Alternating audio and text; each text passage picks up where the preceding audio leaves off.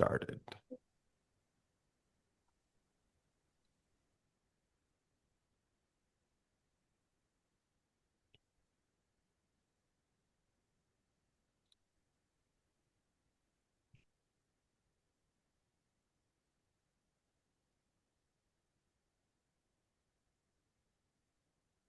Here we go. Are we all in? Check.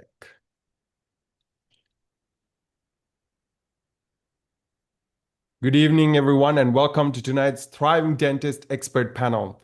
At Thriving Dentist, we are dedicated to helping dental professionals run practices that are as healthy as their patients.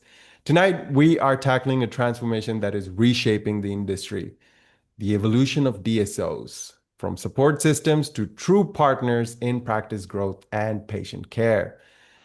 For years, DSOs were seen as the big corporate machine, but today, the best ones are acting as true growth partners. I'm your host, Dan Adisha, and tonight we are going to uncover how you can leverage that partnership without losing your clinical soul. By the end of this hour, you'll have a roadmap for scaling your practice while preserving everything that makes it yours. Just a quick housekeeping notes to help you get the most of this hour. First, yes, we are recording. So you will receive a replay link after the event so you can rewatch and share it with your partners. However, do not let that make you passive. The real value is happening right now live. To make the best use of your time, engage with us. Use the Q&A button at the bottom of your screen for specific questions you want me to ask the panelists, and use the chat to share your thoughts with your colleagues here. I have my eyes on both the feeds. I will do my best to weave your questions into the conversation as we go. Or else we will tackle them during the Q&A session a bit towards the mid of the event here. So, with that being said, I'd also like to give a massive thank you to our platinum sponsor, Echo Marketing, also our growth partner, founded by Naren Arulraja, the very same co-host of the Thriving Dentist. And for nearly 20 years, Echo has helped dentists across the globe stop being the best kept secret in their hometown. And they believe that great care deserves great visibility. So here's a quick tip from our team at Equa, for which matters to every dental practice today. Many clinics want to get more booked visits, but end up with low quality leads or high marketing costs. With AI giving answers fast, right on screen, potential patients choose rapidly. So ask yourself this: when patients in your city search for implant dentist near me, Invisalign costs, or veneers before and after, does your practice show up as the trusted choice? Most practices deliver great care but lose visibility online. The right digital setup, strong reviews, clear service pages, and simple calls to actions helps you attract serious patients ready to book. And with AI now influencing what patients see first, visibility works a bit differently than it used to. Stay with us. We have a great resource for you that will help you understand exactly where you stand and what steps to take next. Now, with that being said, let's meet our panelists for this session. First up, our first panelist understands that a practice is only as strong as the people running it. Bree King has spent her career at the intersection of clinical care and operational excellence, leading new practices to openings and scaling virtual teams across the DSO landscape. As the CEO of Empower Haven Health Hub, she developed the leaders who drive those exact systems. Tonight, she's here to show us how a DSO partnership can actually fuel rather than flatten your unique practice culture. Bree, welcome to the panel. Thank you. Absolutely. And next up is a master of the strategic connection. Joe Crowder has built a career on the belief that dental practices thrive when they have the right partners and the right resources at their fingertips. Currently leading procurement for Lightwave Dental Management, Joe is the architect behind the DSO networking event, connecting industry leaders to elevate clinical standards. He's here to pull back the curtains on how DSOs use data and smart partnerships to turn administrative hurdles into growth engines. That being said, Joe, welcome to the panel. Thanks, Tom. Excited to be here. Great to have you here, Joe. Right. So, some of the key discussion points for tonight here. We are going to move through four critical pillars tonight. First, we'll define the changing role of DSOs, moving from back office help to strategic growth. Second, we'll tackle the elephant in the room, support versus autonomy. How do you keep your clinical freedom? Third, we're going to look at scaling without losing your identity. And finally, we'll explore how technology and data create operational excellence. This isn't just about big business, it's about the future of how you care for your patients. Now, let's dive into the main Q&A section here. My first question is to you, Bree. What pattern shows DSOs shifting from support roles into growth partners in daily practice decisions across teams and patient care interactions? Over to you. A lot of them are now centralizing their teams, and that's influencing their scheduling templates, their provider utilization, and their case mix. What they're really trying to do in real time is create these dashboards tied to production, because as we all know, DSO, it's a hated word, but production, everybody, needs hygiene reappointment, treatment acceptance, and we want those KPIs to match. So they have been working on how do we figure out how to do that, right? They're also involving more of the front office KPIs. They're really working on that call conversion, that unscheduled treatment, same day dentistry. They started same day dentistry. When I was with PDS back in 2014, and that has blown up since. And now there's more options. Patients don't want to have to go to the dentist more than once. And then their growth teams are really collaborating. They really are trying to work directly with the operations, and it's not just marketing. What they are not doing yet, though, is really honing in on how that training is going with the teams to create a standardization around DSOs and their front and back offices. And that is something that really needs to change with dentistry. We are working with patients who can pick wherever they want to go now. So it's time for them to really, really kick up that patient experience and start training their teams on the clinical side too. Okay, that's very interesting. Why do you think that has yet to happen, really? Because dentistry as a whole doesn't really see that the clinical side of dentistry needs to be knowledgeable on the front and back ends. They think it's only for the dentist and the hygienist and the dental assistant. But honestly, how do you expect your front and back office teams to know how to effectively schedule a patient who's getting a root canal and a crown if they don't even know what a root canal and a crown is? They've never seen it. They can't empathize. They can't even speak educationally to the patient about that treatment. So knowing what that clinical side is, knowing what the specialties are, knowing what those procedures are and what they entail, it gives them a impact on that patient. And then you mix that in with some white glove conversation with the patient. You're educating them. The teams are more confident speaking about treatment, and the patients trust them more. So, where do you see the biggest gap for this education comes in? Is it during onboarding or is it a continuous education It's both. opportunity? It's Okay. absolutely both. So onboarding, there are absolutely no prerequisites for anybody knowing anything about clinical when you start on the front or back office. That's typically led for just the hygienist, the ancillaries, and the dentist. And to be honest with you, the dentists are getting pulled, they're exhausted, and they really need their teams to be able to do their jobs correctly. And that training and that education continually just has not gone on. They are all just thrown into a position because they think it's a staffing issue. Check. Thank you, Bree. for starting off with a great comprehensive reality check on what things are like nowadays. You're welcome. Now, Joe, where does autonomy confusion first show up in a practice, and who feels the impact most during early DSO integration?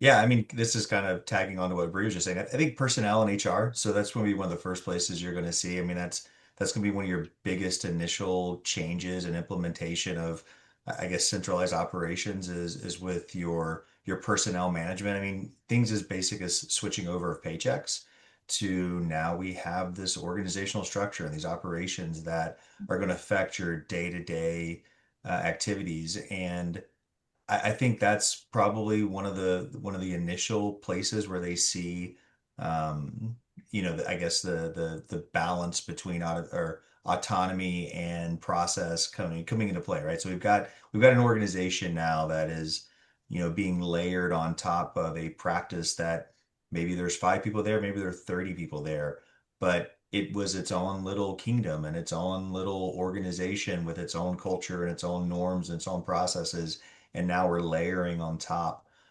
this new organization with its own norms and cultures and processes. And then probably the next place is like software and technology.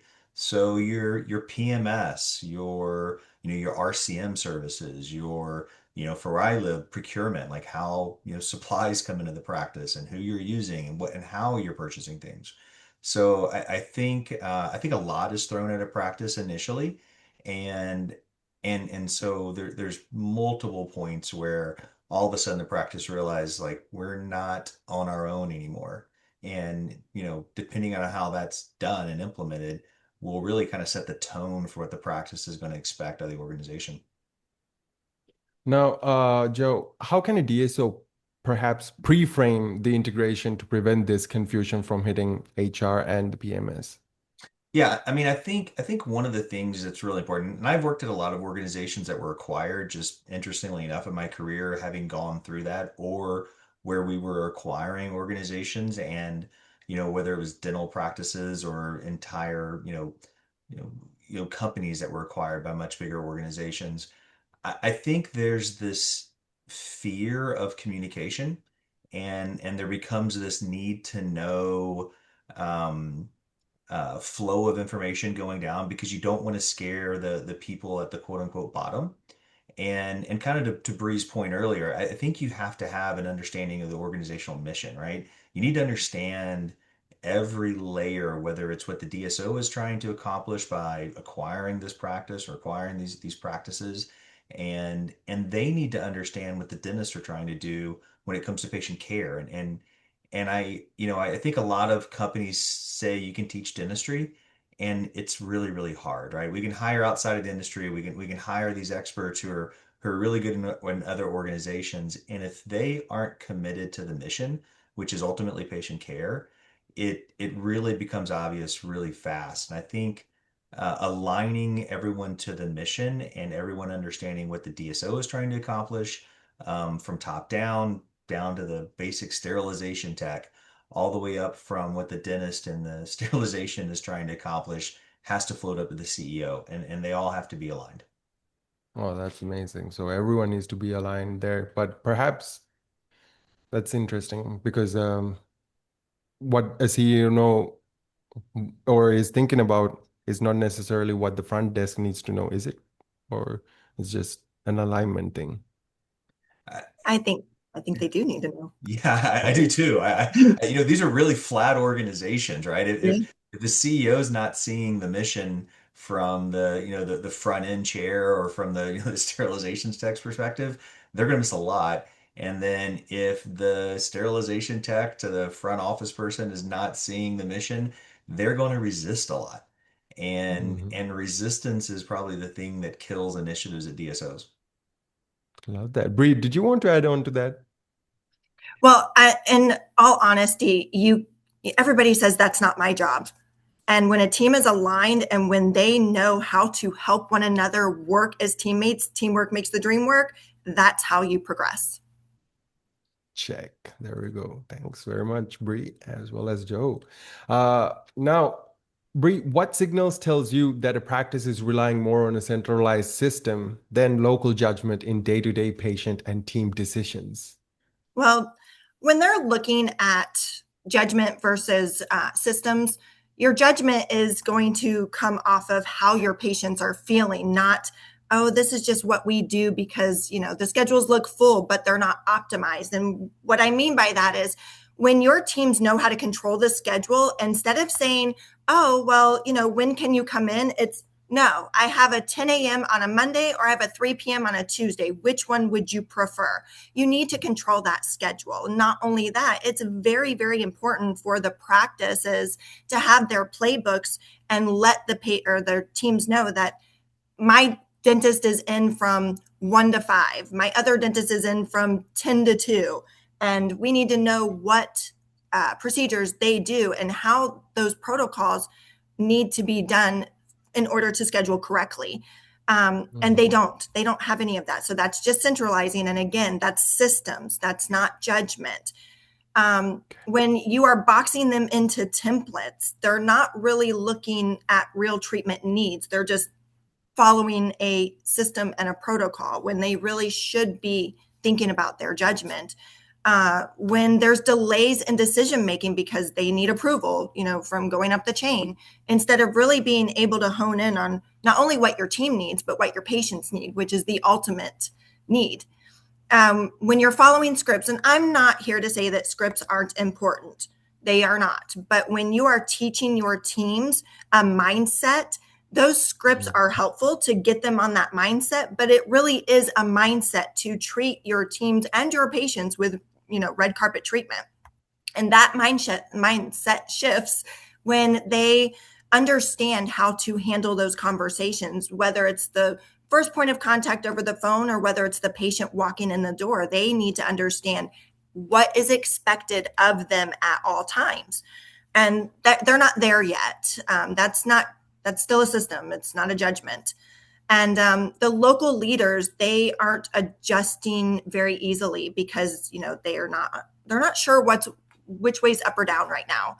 And that leads to confusion. And then your patients are confused and then everybody's upset. So the consistency improves, but there's a level of standardizations and judgments that need to improve as well. So give us a I simple check and balance. Oh, yeah, go ahead. Go ahead. yeah, can I just add something to what Bree was saying? Actually, I think she made a really good point about scripts. Yeah. As somebody who's spent a large amount of his career in sales, the best salespeople say the exact same thing every single time to a customer. And when you improvise and and interesting enough, knowing what you're going to say and having a script allows for more improvisation Mhm. than it holds you to, saying a script. And so I think, to use a sports analogy, the absolute best wide receiver runs a perfect route. They've run a 10-yard button hook and they can do it in their sleep and they run it perfectly. And so when a play breaks down or a situation breaks down, they know exactly how to improvise because they know what they were supposed to be doing and where the quarterback expects them to get. And so if you're not a sports now into sports analogies, but it's the same thing. If you have a script, you have a direction, and again, talking about alignment, it keeps people from making things up and guessing. I would say most of the time when I've corrected employees, and I bet a lot of people from operations and dental offices will admit when they've corrected employees for something that was said to a patient or said to a coworker, it's when they went off script and they made up something because they didn't know what to say. And Exactly. And the I think those, education will help them improvise on those scripts. yeah.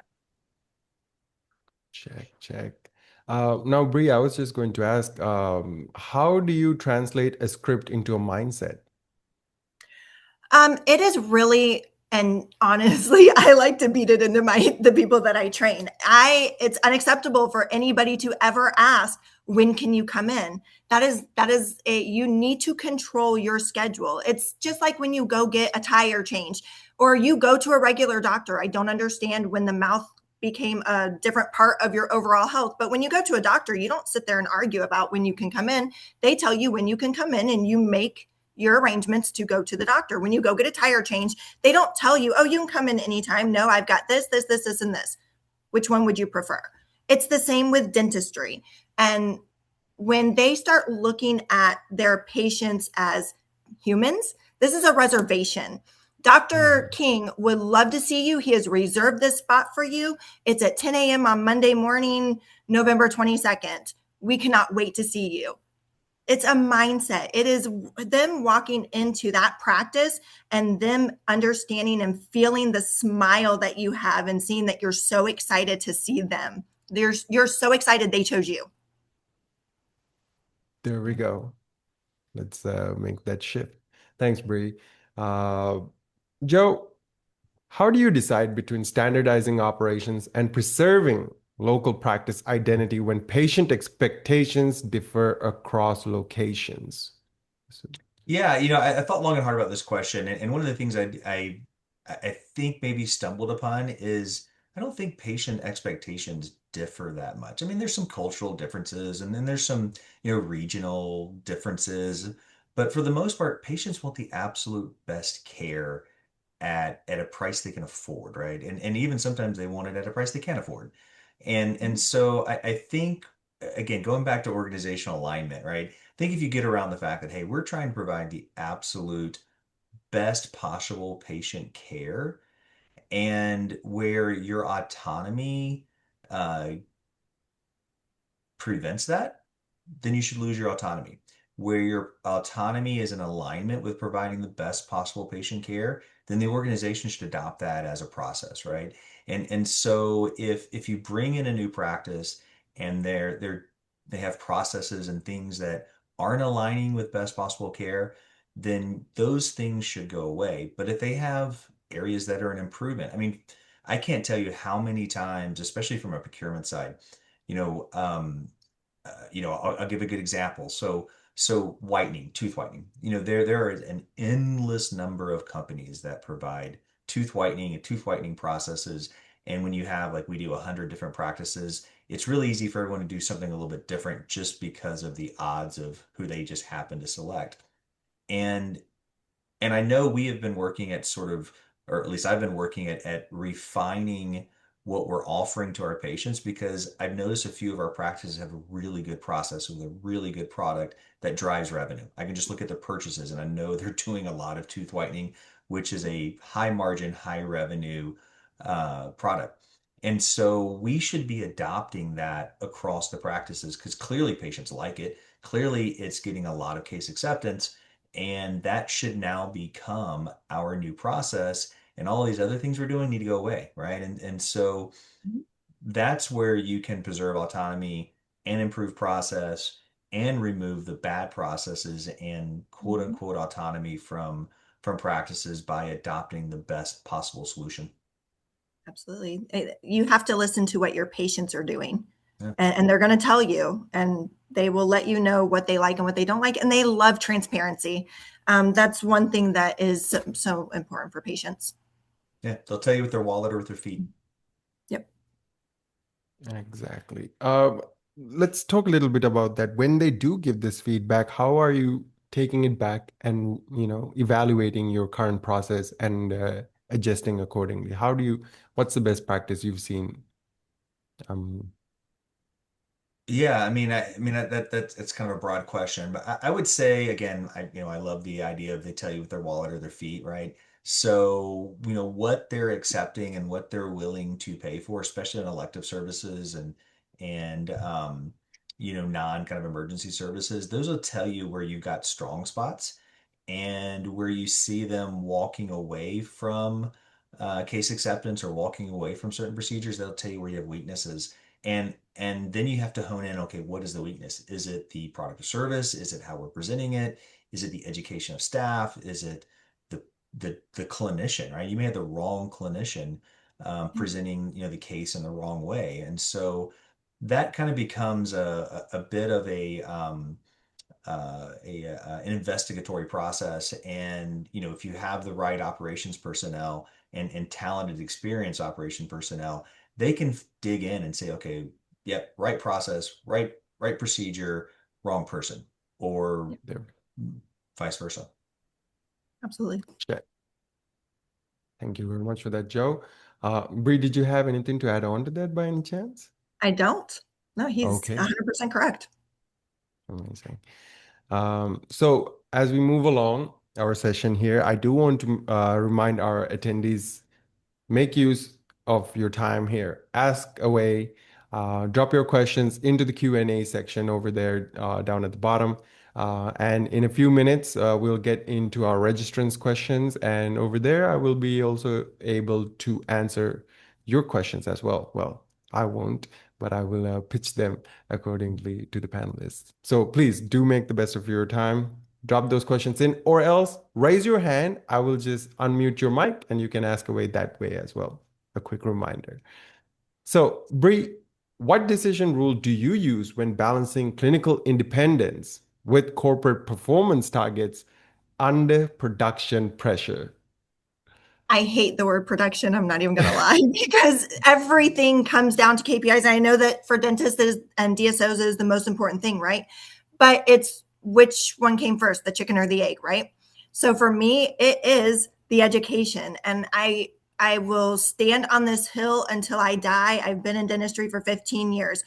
If you do not teach your front and back office staff the clinical side of dentistry and what you actually do for your patients, they are never going to meet those KPIs. You can train them on case acceptance. You can sit there and till the cows come home, give them all of this education on case acceptance. But if they don't even know what the case is, they're never going to do it correctly.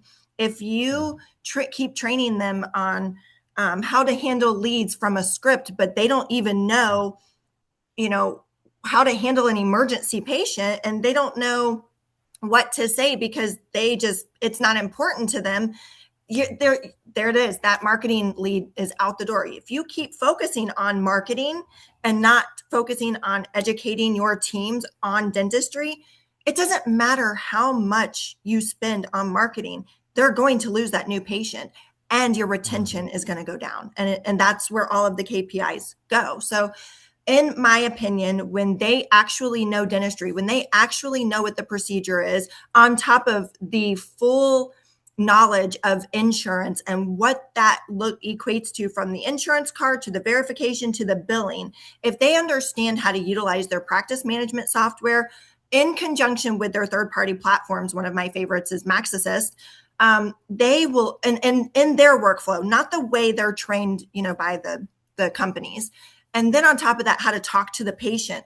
Not only are your KPIs going to solidify and increase exponentially, but your office culture is going to change because nobody is upset anymore about, oh, well, somebody's not doing their job. Everybody can jump in. The dentist isn't being pulled away from patient treatment anymore. He can actually focus on treatment. And when you actually have a real practice playbook on protocols, what that hygienist does, are they doing SRP? Do we know how to read a chart? Because, we understand that 3 millimeter, that 4 millimeter pocket, they are doing, SRP or some maintenance. When they understand all of this, that confidence is in there. The office manager can finally do what she needs to do, which is run the office. The front desk is getting all that treatment and they are talking to them confidently.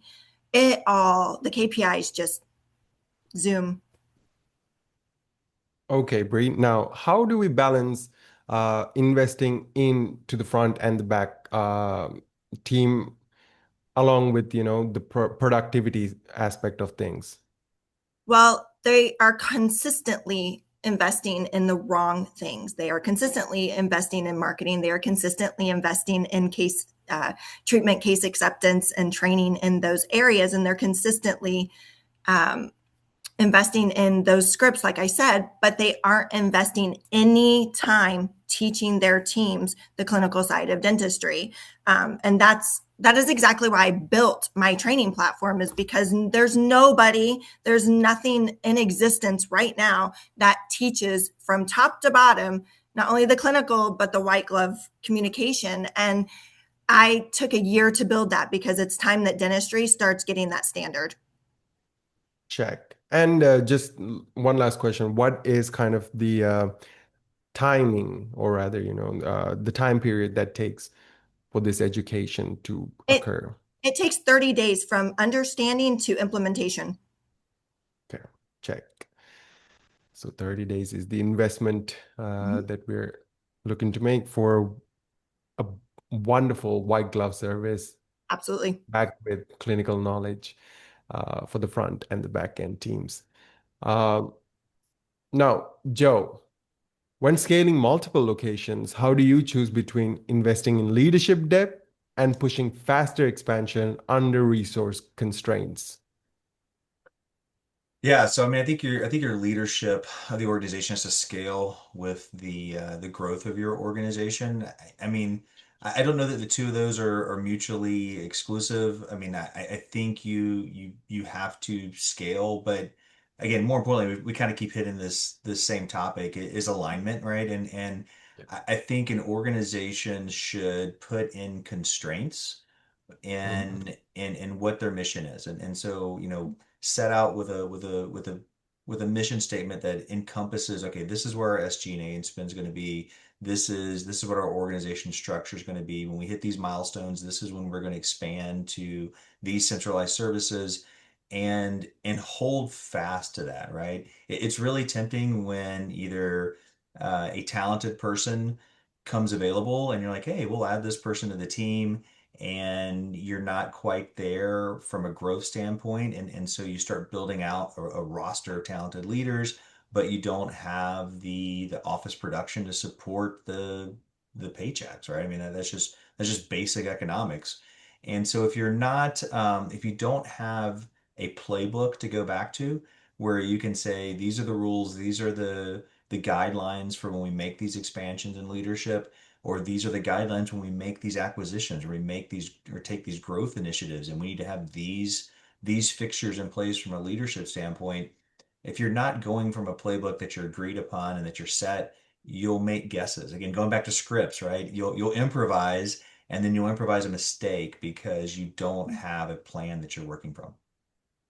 And the Right. communication on that is so important. They can't just keep it in their heads. They actually need to sit down with them and communicate what the expectations are.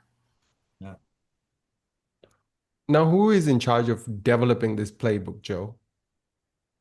I mean, I think early in the organization, it's going to be the CEO, president, however, whoever the top leader is. I think they have to do it, in alignment with like your chief dental officer or whoever's going to be the clinical lead at that time, right? Because you can't have an organization, playbook that doesn't consider what's going on in the mouth, and so you need to get alignment on those two visionaries, and then they put together that plan and agree upon and then walk it out. It can change. You can modify it. I think you have to have an agreed upon process for modifying it and agreed upon, milestones if you're going to make modifications.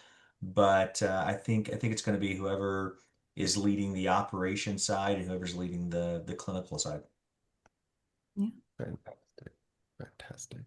Now, before we continue, I do have a wonderful resource to share with our attendees here. Here we go. Let me-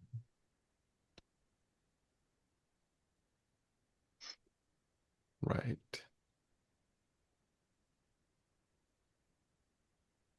So, as we were just talking about resource constraints and the importance of alignment, it's really important for your not only just your internal operations to be aligned, but rather also your external facing visibility to be aligned with that excellence that you provide in the clinic. So, this is a great moment to pause and ask a critical question. When a potential patient in your area searches via their AI assistant, perhaps ChatGPT, or just Google for the treatments that you offer, perhaps veneers, implants, Invisalign costs, does your practice actually show up, or are they finding your competitors instead?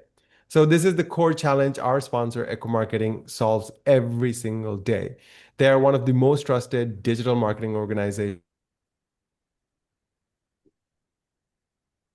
locations in US and Canada, supporting over for our attendees tonight. Equa is offering a free marketing strategy meeting worth $900. So if you want to know exactly why the phone isn't ringing as much as it should, scan the QR code on your screen now or use the link in the chat to book your virtual strategy meeting in under 2 minutes. In your strategy session, you'll sit down with the senior marketing analyst who already works with thriving dental clinics across the globe, and you'll get a live audit of how you can attract more clients, build your reputation, and grow sustainably. The marketing analyst will actually spend several hours researching your online presence, your competition, your local SEO, everything, and they'll come to the call ready to walk you through custom recommendations just for your practice. Perhaps here's a way to think about offers like this. What's the risk if you say yes? Honestly, it'll just be your time. There's no obligation whatsoever. But what's the risk if you don't? You might be missing out on something that could really help you grow your practice. So, availability is limited since, as I mentioned, every audit involves real research into your local market. I'll leave that with you. But truly, I encourage you to grab this opportunity. Book your session with Equa. It'll be time well spent. Right. Let's get into some of our registrants' questions. Oh, actually, we have a question from one of our attendees here. Why don't we answer that first? Here we go. Hygiene in your playbook. Okay, we are getting another question as well. Let's answer these questions definitely. So first up, we have Vania. Thank you for the opportunity to be here. Great to have you here, Vania, and thank you very much for the question. So Vania asks, I found that many operational challenges come down to people versus processes. How do you determine which one you're dealing with in the moment? Joe, you can start this off. Yeah, no, that's a great question, Mania. I think your process has to serve the people, right? And if it's not, it's a broken process, right? And really, in when it comes to dentistry, like your process has to serve the patient as well. And so, everything should be looked at in that lens or that filter of, is this process serving the people? Is it serving the patient? And if not, it's broken. And so if you're running into a conflict regularly, now there'll be occasional conflicts, but regular contract conflicts between the process and the people, you need to look at the process first and then, make an adjustment that fits your people. Okay, check. Bree, do you have a different Um, I, angle? I honestly feel like, again, you can teach tasks, but if you have somebody in your team that just has a bad attitude, I say you can't teach character. So you can teach tasks, you can't teach character. You need somebody who is willing to learn and be on board with the process. You have to have buy-in from everybody, patient and team. Check. Thank you, panelists. Now, Janet asks, okay, uh, how do you create a solid hygiene system consistent across locations, and how do you scale successfully without hygiene systems in place? This is an interesting one. Joe, you want that one or me? I will let you take that one because I'm not an Okay. expert there by far. I will Check. tell you, hygiene is one of your most important positions because they are the ones feeding the treatment, right? So, one, the doctors and the hygienists need to stop clashing. Doctors, no offense, dentists seem to disrespect hygienists often, and they are so important and they are there to learn. Ones that aren't wanting to learn, they shouldn't be in the office. When you are creating a good hygiene schedule across the board in DSOs, one, every hygienist should have a conversation with their front and back office to let them know what their schedules are, what they do, how long it takes them to do it, and what that protocol is for that. They need to know what two chairs they're running if they're running more than one chair. They need to understand if a hygienist does not have an education on what the dentist is doing, it should never come down to the dentist getting upset at the hygienist for asking those questions. It is actually, I feel, conducive to the dentist and the hygienist to meet quite often to make sure that they are aligned on what they're doing and that the hygienist is also understanding what the dentist's needs are and how they can move around their timing, especially when we're doing exams and things like that. We need a practice playbook for all of that across DSOs, and that is every hygienist's name, what their schedules are, what treatments they do and don't do, what they are allowed to do per the processes that the company as a whole is allowing them to do, and then where that education gap is and how they can get that information on a, if not weekly basis, a monthly basis. Check. And then, of course, I think Janet is speaking from a point of she wants answers. It seems Janet wants the answers to really implement starting perhaps tomorrow. So where do you th would suggest for a person like Janet to really start, Bree? I think that it should go to the dentist. We need to have a conversation today. We need to understand where our disconnect is. And it really, communication, you need to not be afraid to speak to your dentist. Or if it's not the dentist, the CEO. I mean, I always say follow the chain of command, but Yeah. speak to somebody and say, this is not working. I need you to hear me. Because we all have a voice, right? And instead of complaining about what's not going right, let's start making a change and stating, this is what I need from you. Love that. Thank you so much, Bree, for giving us the script and really empowering to take action. Absolutely. Right. Now, I do have a question from the registrants, which align a little bit with Joe as well as what Vania has asked over here. How do AI procurement programs potentially impact clinical outcomes? Yeah, so I mean, I don't think we're quite there yet with AI to where it's going to be a conflict. I mean, where I'm using AI and where I kind of see it going, at least in procurement, is probably a net positive for everyone involved. I think we're going to see predictive ordering. It's interesting enough. We had an operations call today at my organization, and we were talking about the person who's doing the ordering and what are the qualifications and what are the requirements we should have for those who have access to essentially our supply chain, right? Our ability to perform dentistry. And where I think you're going to see AI move into procurement is, okay, let's take the thinking out of an individual's hands and let's put it into AI. Let it analyze the data. Let it analyze the procedures that are being done in the practice and let it help determine when we need to buy, what we need to buy, how we need to buy it, and use it for its analytical capabilities and not put that in the hands of a person whose number one priority is patient care. And interestingly enough, like the job requirement that selects the right person for patient care isn't necessarily the job requirement that selects the right person for procurement. And so those are can be two separate skill sets. And so let's select the right people for patient care and let's let a computer do the thinking for procurement if they can. So I don't Oh, think there's going to be a conflict there. I think we're going to move to a better place ultimately. Absolutely. With that's all the data that's in procurement that you can collect. Absolutely. absolutely. So now Vania has also asked a bit of like a follow-up question to that. Um, Right. As we integrate more AI into operations, how are you ensuring it drives performance without eroding culture, team morale, or human touch that's critical to patient care? I think Joe,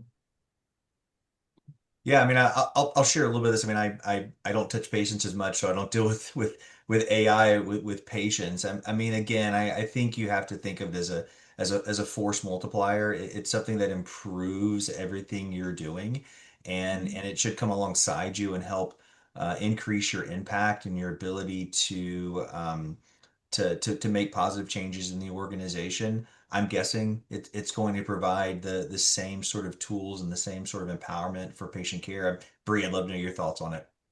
Yeah, I mean, Exactly. AI is information in, information out. So it's still fed by humans, right? So if Right. it's fed by wrong information, you're going to get the wrong data out of it. I think that it is a great tool to be able to utilize, but it doesn't take over that human touch. People are wanting connection more than ever now. And empathy is one of the biggest drivers of that. And when you can empathize with a patient and empathize with your teams, that creates such a much more stronger KPI increase than just utilizing API or AI and letting it do its job. Because again, we are humans. We need to keep it human. We need to understand that these patients rely on us to be able to take care of them, and they don't rely on AI and they don't trust AI yet. So it's a scary balancing act, but when you are utilizing it as a tool to help you do your job better, not do your job, that's when we will get further. Yeah. Right. Right. No, I was just thinking, Joe, wouldn't it be possible, like, since you're being much more efficient with the data, you're figuring out the best suppliers for procurement, so you got your supplies at the lowest price possible. Would it be possible that your pricing is affected and that way the patient experience is affected? Or is that not a thing? No, I mean, there's a risk there, right? So if your main focus is lowest price, right? Like I mean, we're fortunate in dentistry that the barrier to entry is pretty high when it comes to the quality of products and patient care. And so even the worst dental products nowadays are clinically Mm. superior to what we had 10, 15, 20 years ago. And even in my 20, almost 30 years in dentistry, we've largely eradicated those products that were causing more harm than good. Doesn't mean that won't happen tomorrow, and we will find out that composites are terrible, but God help us if we do.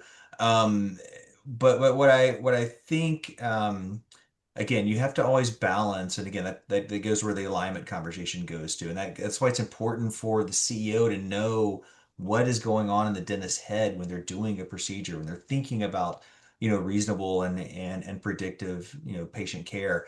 Um, we have to still have that focus on let's get the best possible product, and then it's procurement's job to go negotiate the pricing, right? Let's find what's best for a patient first, and then it's my job to go save money, and not have it's my job to save money, and then we'll make the patients deal with the outcome. Right. Right. Check. Thank you very much for that realignment, or rather reprioritization. Right. Well, I do really appreciate the attendees participating with us and engaging us here in the Q&A, and I hope that you got the answers you were looking for, or at least a place to really start. Um, Please feel free to ask away as we move along. Depending on the timing, we'll be able to answer your questions further. Now, my next question here is to you, Bree. During treatment plan conversations, how do teams use structured scripts without losing patient trust in moments of hesitation? Oh, okay. So structured scripts are guidelines, and those guidelines are okay. We need to focus on the patient first, empathy first, understanding, and it needs to be a very calm atmosphere. Most patients who are having high treatment costs are scared, they are worried, they don't feel understood, and their first initial reaction to dentistry is, oh, they're going to tell me that I need something that I don't, and I'm going to have to pay more than what I should. And getting in a calm environment, sitting down with them and not speaking to them in clinical terms, speaking to them in a, okay, you need a root canal and a crown. We are doing this because the infection is rooted in this tooth. We want to clean that infection out, and then we want to safely secure that tooth with that crown so the infection will not spread any further, and so that you won't have any structural issues in your mouth that will cause issues later on as you age. Explaining to them what that means is so important. So again, I say guidelines, I don't say verbatim, because everybody understands how to communicate in a different way. But if they have the education on what's happening in the patient's mouth, they will be able to communicate it in the right way. It just needs to be a guideline. Right. Now you connected that into a more of a health issue, right? Health and the quality of health issue. The quality of health and also the confidence. We are so excited that not only are you going to walk out of here knowing that your health is going to be fantastic and it's not going to get worse or decline, but also your smile is going to be beautiful. And we are so happy that we get to do that for you. Check. And where's the pricing conversation here? Are we not Pricing going to talk? conversation when you are educating your patient and your patient trusts what you're saying because you are confident enough in getting the verbiage out correctly. Pricing most of the time will not matter. I will go to a doctor. My doctor is 45 minutes away. He is an amazing doctor. I don't care how far he is. I'm going to continue to go to him because I trust him. Patients Mhm. will pay for quality and trust and comfort. And if for some reason it's a new patient, you haven't built that trust yet, it really is you're going to sit down calm and you're going to be empathetic and you're going to go over all of their choices. You are going to help them to make sure that their health is a priority. Mhm. Yeah. And what is something that our attendees can really take away in terms of that comfort piece? Because I don't feel like that's getting talked enough, that they could implement tomorrow itself. If they want to provide comfort and implement comfort, they need to be educated on the clinical side of dentistry. I mean, that's just how it is. Learn how to have high trust conversations with Absolutely. And patients. you can't do that if you don't even know the information. Yeah. Check, check. I trust conversations. I really like that. What do you mean by high trust, Joe? Just so that you Yeah, I can mean, clarify. and this is just kind of tagging on what Bree was saying. Like no one, people rationalize because of price. They make decisions because of trust, right? And especially when it comes to your healthcare, like if you trust that person who is presenting it, the price doesn't matter.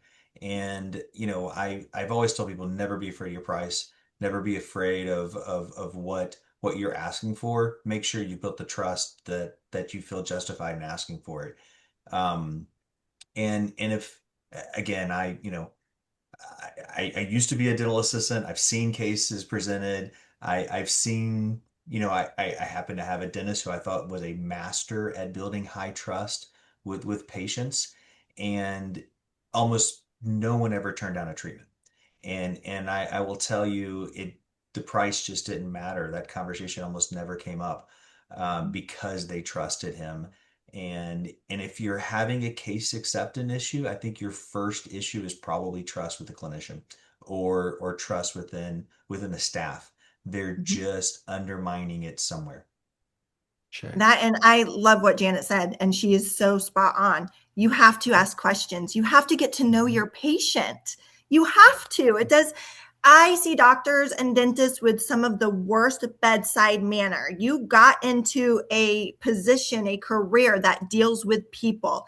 You have to ask questions and get to know them. So when they come in again, or when you've asked those questions over the phone, how are your children? How is your husband doing? How how was your day? How was work? Get to know your patients because once you get to know your patients and ask the easy questions, you feel more comfortable asking the open-ended questions so that you can figure out how best to take care of your patient. Check. All right. Thanks, Janet, for the follow-up and really, you know, adding value to everyone here tonight. So that's what, happens when our attendees and our audience members really engage with us as we go along. Uh, my next question to you, Joe, is which single metric do you track to confirm patient experience is consistent across locations during rapid expansion? Yeah, I thought long and hard about this. I want to go to case acceptance, right? If you have if you want to look at one thing that'll tell you what the patient experience is, what it's like when they walk into a practice, what it's like when they're seated, what it's like when they, have that first interactions with staff to, that final interaction with the dentist where where they're making a decision of, am I going to invest in my health with this person and this practice? Case acceptance is a really easy metric to look at. And if you're seeing variability in case acceptance and you have a real consistent product, as far as patient experience when they walk in the door and consider consistent practices, you can really narrow down where the issues are, whether it's with staff, whether it's with the office experience. That's just an easy metric to look at, and it would be the first place I would go, and probably the metric I would put in front of the entire team for us to look at and measure our patient experience. Okay, and when you are troubleshooting this, where is the first place that you would start at? I mean, I would work from the clinician backwards. Okay. That would be my first place. Assuming a practice has been established for a while and they've had a measure of success, if all of a sudden case acceptance is low or all of a sudden case acceptance changes, I would start at the clinician first and work my way backwards. I think Janet just mentioned that case acceptance industry wide is 30 to 50%. That tells me, at least from a sales perspective, there's probably an issue with the violinist, not the violin. And they're not getting cases accepted because they're not building trust. And quite frankly, your patient doesn't trust you if they don't accept your case. Absolutely. It's all about building relationships. Yeah. Take the sales out of it. It's about building relationships. And when you show that you don't care and when you show that you're not knowledgeable, you're not closing.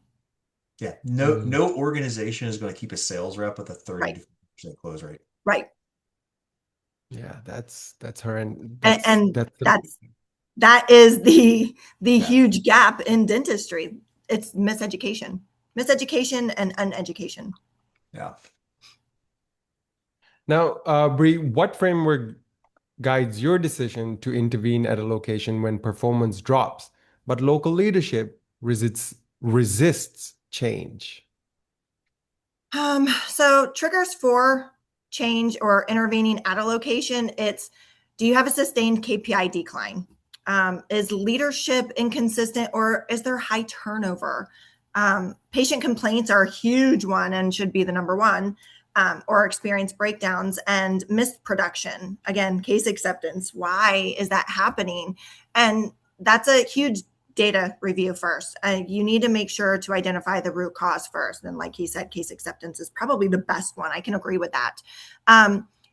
There's consistent overall operational fixes. They have short-term operational fixes. And when you can teach them about dentistry, I will consistently say this: training, training, training. And it's not training in marketing, and it's not training, fully on what to say, but how to say it, and that guideline, and training them on what the actual staff or schedule and the staffing looks like. That is very, very, very important. You are now going from short-term operational corrections to long-term trust and full team buy-in. Mm-hmm. That's really, really important. When you have regional leadership, when you are teaching them not only how to do their job, but giving them all of the tools to do their job. I've given you all the resources. Now go run with it, and give Yeah. them that confidence that you now trust them to do their job so that you can do your job, so the dentist can do their job. When all of that is put into one place, we've got a pretty strong team, and they don't do that right now. Okay. But I mean, when leadership is resisting that, how do you address it? Do Leadership you is even, resisting it because they're not educated in what's going on either. Leadership in and of itself, office managers, they're thrown into their position and are never trained on actually what their position entails. They don't know what KPIs to look for. They don't know how to execute the data that's in front of them into operational success. And that's really important. And I don't think that is on the dentist at all. But I do think, again, it is an overall team effort. The dentist and the leadership, they have to be aligned. at all times. It's like mom and dad, and you have a child and you're sitting there, mom, can I have something? Dad said it was okay. And you check with dad and dad's like, no. You have to make sure that everybody is aligned. And those operational fixes, there should never be a short term. It's always long term. And again, all of those resources, how to schedule correctly. How to talk at the first point of contact. How to present treatment case acceptance or cases that are going to be accepted because you actually know what you're talking about. You actually feel comfortable in what you're talking about, and you are getting to know the patient. You are talking to them like they are a friend and a family member. Right. Now, we are arriving at the top of the hour here, and we have one final takeaway round.